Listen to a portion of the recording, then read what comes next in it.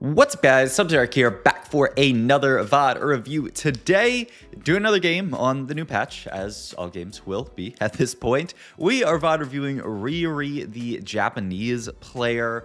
Riri, a fantastic player from Japan. We've VOD reviewed him in the past a few times. The main reason we're doing this VOD review is because another Fast 9 comp has been picking up a ton of steam on this patch that I haven't actually done a VOD review of. And so trying to cover all of our bases, get all of our Fast 9 comps VOD reviewed so that you guys know how to do all these different variations, because this is what this patch is all about, is Fast 9ing when you can Fast 9 and knowing the spots to do that. And then when you are in those spots, pushing it to the limits. I did my weekly group session on my Metafy group yesterday night. Hashtag, if you're interested, you could go Metafy in the description down below. But one of the things I talked about a lot in my weekly group is all of this idea of, when we are in a Fast 9 patch like this, which we certainly are, so much of the skill expression is making it to 9 with enough gold, being able to build that board out on 9. And in that same kind of idea is actually an interesting start here. Econ is king on this patch, but aura farming is also king because they buffed it in a disgusting way. So I think I might actually take aura farming here. We'll see actually if he takes the twos company. No, looks like he is looking to reroll that. I don't really see a reason to take a lifting competition here. And yeah, he does grab the aura farming here, and we grab the Azir from aura farming, which is a really, really nice pickup. Means that we are going to be guaranteed getting Azir on 4-2, which means we're going to be guaranteed getting something out of Shurima late stage 4, whether that's a Nasus or a Xerath or a Renekton. Getting to Shurima, especially with an Azir 2 who got buffed this patch, is really nice. And yeah, really nice slam here from Riri. Normally, the Guardbreaker slam would be a little bit like, do we want to slam Guardbreaker? We have no JG, but we know the JG's coming eventually. We'll be a little bit weaker up until we reach the JG, but it's totally fine to just have a decent item until then. And yeah, now we're going to move this over to the Kiana here. So, and this will be an interesting game because this is going to be like a pseudo Fast 9, kind of a fake Fast 9 game, and we'll see what the rest of our Econ Augments look like. So maybe it'll end up being true Fast 9, where we're going to reach level 8 with a 5-cost unit that is really important for these Fast 9 style boards. But I will say, the line that we are going to play into this game, it makes a lot of sense from this opener, and I do find that this patch has actually centralized a lot around openers here. Please don't play this. I think this is not even... this is lose 7 fights. This is make 5 interest, I think. Yeah, okay, he's gonna get out of it. Okay. I don't want to worry too much about Ishtal here because I feel like the chances we played are not very high. Maybe they, if we hit something like Pump EXP, you could hold these guys onto your bench for a long time, and then, just tech them back in on like a 3-1 or 3-2 and pump EXP and then get that value. So that's, I guess, something that we could do, but did not occur here. So I expect us to end up selling these guys down the line, though, holding onto them wouldn't be too bad here. Imagine it's an adaptive helm here that we grab. Yep, makes perfect sense. Adaptive helm, great item, allows us to make a second slam, pairs really, really nicely. A JG adaptive Guardbreaker is going to be really nice. Not actually funny enough onto the Azir. Azir is more of like an AS AP carry, but these items can go onto another AP carry that we might play towards. But what I was talking earlier about openers is that so much of this patch is each opener that you will play that is quite strong in the early game plays very naturally into a very strong Fast 9 opener. And then there are also some kind of like off ramps if you can't make it to Fast 9 in these lines, some better than others. For example, this Noxus line that we are playing right now plays very nicely into Mel Fast 9 type stuff, which, spoiler alert, is what we're going to end up talking about today. If you play the Demacia opener, it plays well into the Demacia Fast 9. If you play Bilgewater opener, it plays well into the Bilgewater Fast 9. If you play a similar opener to this, actually, basically the exact same opener, you can also play this into like a Bruiser Invoker Fast 9 style line.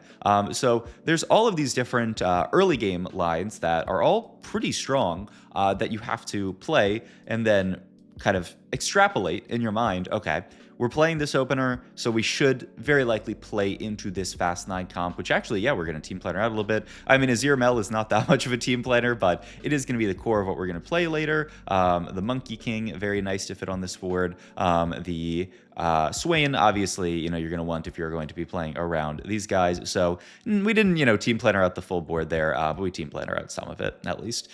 Pick up the Shen, too, so our board's looking nicely upgraded. Our items are looking a tad bit awkward. I guess you could make Sterax as like a fake item for Kiana right now. I mean, it'll be great onto Renekton later, as long as we unlock him. If we don't unlock Renekton, things might get a little bit awkward, but as long as we get Renekton, that's good. So the Kobogo in here, who's a really, really nice synergy bot on these type of boards. There's Shyvana in, and yeah, he is just kind of putting together a lot of the units that will fit onto this board in the late game, which, once again, we'll talk about it more once we get there. One of the things that in a Fast 9 meta that we'd really like in a spot like this is Econ to help us make it there, because right now, Aura Farming is not an Econ augment. It's going to give us a 2-star 5 cost to play, but it's not going to give us any gold towards getting the rest of our board. So we'd really like something that kind of juices up our Econ here. If we can't pick that, yeah, I don't know. I mean, you never take this augment. I guess Salvage Bin could be fine here. I know Dark Will Invasion is, we're going to be playing Noxus the whole game. I feel like this augment is not very good in general. You must roll this. Yeah, and we just get all item augments. So it's actually an interesting game to watch, because this is going to be a fast-ish 9. We'll see what the path to getting there looks like without any actual like Fast 9 style augments. No econ augments is the big thing, and so I think a lot of you guys are probably playing out your game saying, how do I do this? How do I play these high cap lines with no econ? And Riri is about to put on a master class. It's kind of funny that we have Riri and then we had a Riri, though. Also, RIP, replay. I feel like you don't see that guy like at all anymore. I guess he's like, he probably like went back into the real world and like got a real job, huh? Like, Bedge, what are we doing, replay? You win worlds and you're not even like all in on. I mean, it's chill. It's chill. I mean, people get to make their own decisions, and that's the great thing about life, honestly. You know what I realized? I love Attack on Titan. It is one of my favorite series of all time, and sometimes people will tell me, I'll say, you gotta watch Attack on Titan, and they'll say, I don't want to, I don't like it, and I want to just grab them and like shake them and say, you're a fool, you're wasting your life. There's so much peak cinema, absolute binema that you're missing out on. But you just got to let people make their own decisions, right? Some people like different stuff. That's the beautiful thing about this world. Some people like going Fast 9. Some people like playing Reroll. And if you like playing Reroll, there actually is a lot of Reroll that you can play this patch. So honestly, this patch, we got everything. We got the Attack on Titan. We got the free run. We got the ping pong, the animation.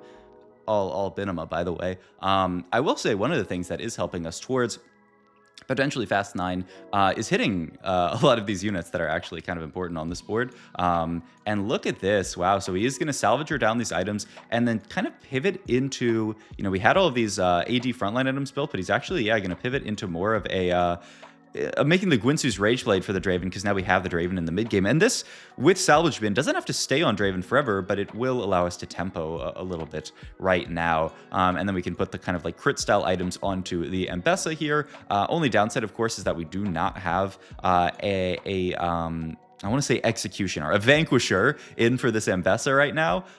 So we're actually in the slight awkward position of just sitting here with this kind of Mbessa, where the crit is not as relevant as it would be once we get Vanquisher in, but still, I mean, she's a great unit with 3 items, and we continue our streak of hitting some pretty good forecasts here. So step 1 towards being able to play this stuff, naturally your forecast, that's pretty good, I would say. But a lot of the stuff can be supplemented via Econ Augments. Just because we didn't get Econ Augments this game, don't want you to go from this and be like, okay, so I just don't even need Econ Augments. No, you kind of do, and I'm really curious to see how Riri navigates this spot, because we're level 6. We're pretty broke is the thing. At least we have the Azir coming, which is going to be a big shot in the arm here.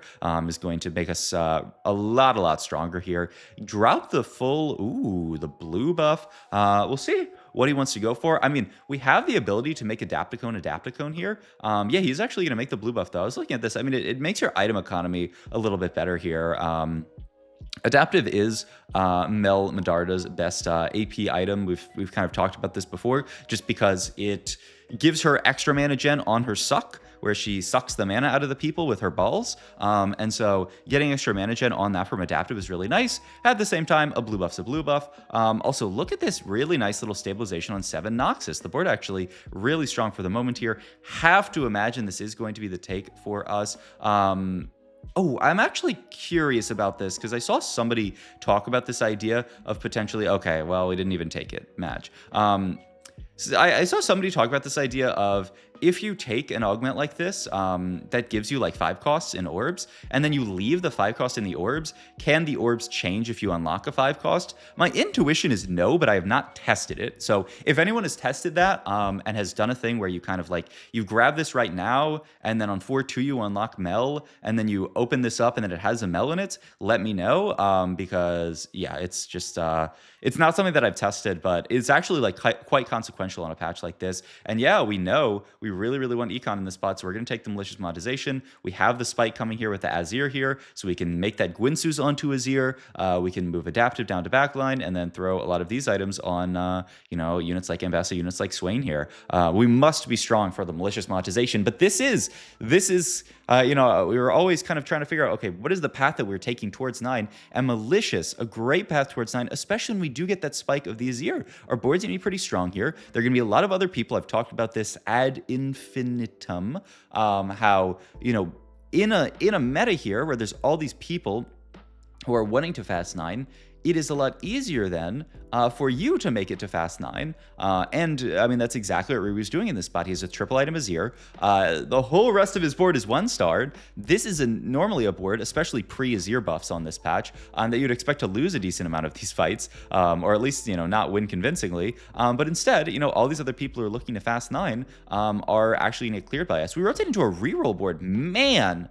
Wow, I'm blown away by the strength of this board, but 7 Noxus is quite strong, the Azir 2 is quite strong, and so we just clear this guy, and all of a sudden our game is completely turned around. It was looking very sketchy from an econ perspective, but now the malicious monetization is allowing us to have enough gold that we're going to be able to make it to 9 very easily here. Imagine you take the JG here, just throw that onto the Mel for the last Mel Medarda item, and yeah, I mean, the spot looks absolutely illegal now, so really like the stabilization around the 7 Noxus. I feel like that was quite crucial here. Now he's actually going to pivot down out of 7 into a lot more of these units that we want to play around, because I mean, fitting Shurima is a must on this board, and you also get the Nico onto this board, who is a very nice trait bot. And you know what they say about Nico. If you can fit a Nico on the board, you can fit a Sylas on your board, and we can definitely fit a Nico. She's really good traits-wise here, and so Sylas definitely on the way as well. Yeah, we completely clear this board here. Malicious monetization only lasts the 2 rounds now and gives you that more gold to start with, so we do not get another round of malicious monetization. But the damage, the good damage, has been done here to our, I don't know why I said damage, but you know what I mean. You don't know what I mean, but our econ got good. That's the moral of the story in this spot. We have a lot more gold to work with now. We are level 850 in this spot here, and we're going to be able to push 9 on 5-2. And especially if we can keep winning these fights, we're going to do it on actually a lot of HP here. Close fight here against Benny, but we do pick up the win here. 4 streak for us. I mean, just absolute fast 9 masterclass from Riri, showing the power of this 7 Noxus into 5 Noxus pivot, the malicious monetization, and now all that's left for us is to cap out our board, which is usually we're going to drop down out of some of these other Noxus units, get a lot of better, stronger units onto the board, pick up a red buff here. Red buff Titans. The only question is who would hold on to Monsieur Red buff in this spot here, because I mean, it's a great item. Wow, Mel 2 gets found on 9. We do, yeah, actually just roll here on 4-1 instead of 5-2, just saying, you know what, we have enough gold that we actually can totally do something like this. Titan's gonna get made. Red buff gonna go onto the Swain. He's a great holder of it in general, because when he does that big ult, he does hit like the entire board. Though I think he might have died this round before casting. Maybe he didn't, maybe he cast it, I didn't see it, but that looked a little bit tragic there. We're also holding on to the Tarix here, so we'll see how much stuff that that Riri wants to cut out of here, but there is also a variant of this board that does play Taric, that does, you know, end up even fitting Rise onto this board, so we'll see if we fit that. Yeah, he does now drop out of some of these units and fit the Rise onto the board, so now we're getting towards the true cap of this board, which is playing for the Rise duo carry. You know, normally, Azir, you're not as often itemizing, but still, I mean, you've seen how much work Azir 2 has done this game. Azir is a lot better of an item carry compared to last patch with the buffs that they did to him. So now you don't feel bad about actually putting items on this Azir, dude. Like I said, yeah, last patch it was so awkward to actually like feel to want to itemize this guy, and now it's actually totally fine here. Unlock the Rise here. This would normally go in the spot that the Fiddle goes in. Yep, and that is where the Rise is going to get played. So we have Noxus, Shurima, and Targon for the Rise here. So pretty decent. The Shurima, obviously one of the best Rises out there. The Noxus is going to help him kind of like apply the Shurima and, just his attacks more frequently. And the Targon's just kind of like a nice to have. It's not, amazing, but it's a nice to have. So yeah, this is actually like the cookie cutter board on 9 that you will very often be playing when you play this comp. So good of Riri to show this off for us here.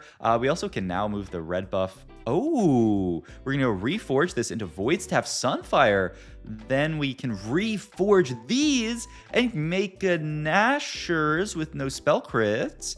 We have spell crit on... Do you ever swap some items around? I guess his answer is no. I would have thought that you would swap like Adaptive and Nash here, just so that you could keep the spell crit with the crit item. But I mean, might not matter. We are destroying this lobby. Have not dropped a single fight after we unlocked this Azir from our aura farming here. The board, I mean, just look at everything this board has on it. It's got the really strong melee carry in the Renekton here. It's got the extra frontline in the Shyvana.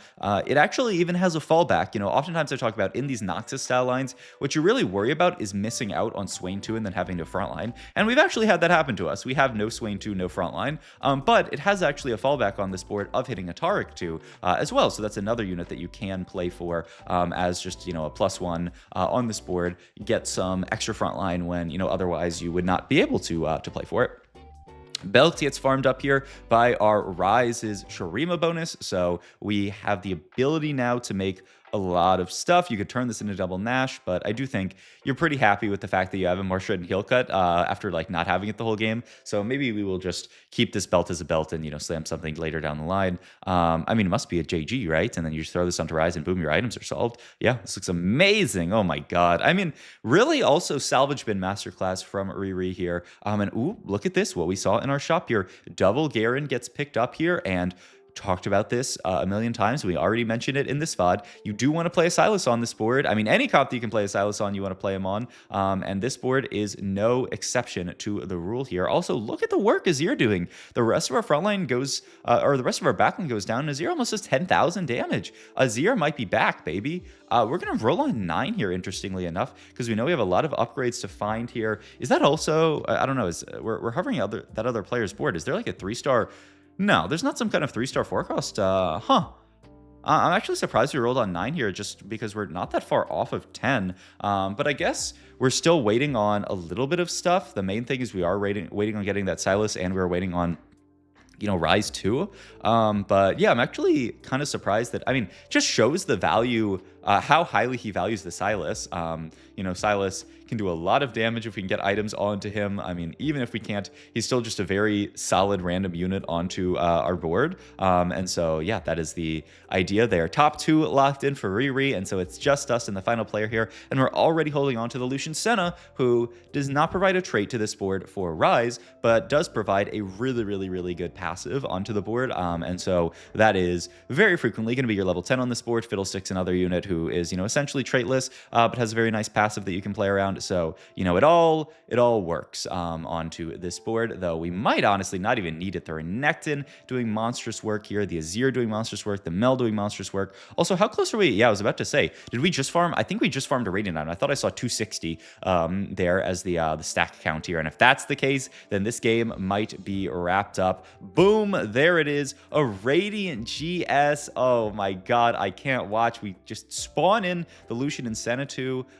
We are going to throw blue buff, Radiant GS, then the JG here, and then move the adaptive up to frontline. And then the only awkward thing is that this other GS kind of has to sit on Lucian Senna. But I mean, when you're in a spot, when you're in 10, actually, no, not 10, when you're in 13 damage items, I think, sometimes it's a little bit awkward, and the enemy player just FFs there, because, I mean, yeah, what are you going to do? So, beautiful Fast 9 Noxus masterclass from Riri. Hope you guys enjoyed today's video. If you did, please like, comment, and subscribe. I am recording this right before I go to work in the morning because I want to get a video out for you guys because I was exhausted yesterday. So, if that doesn't deserve a like, comment, a subscribe, I don't know what does.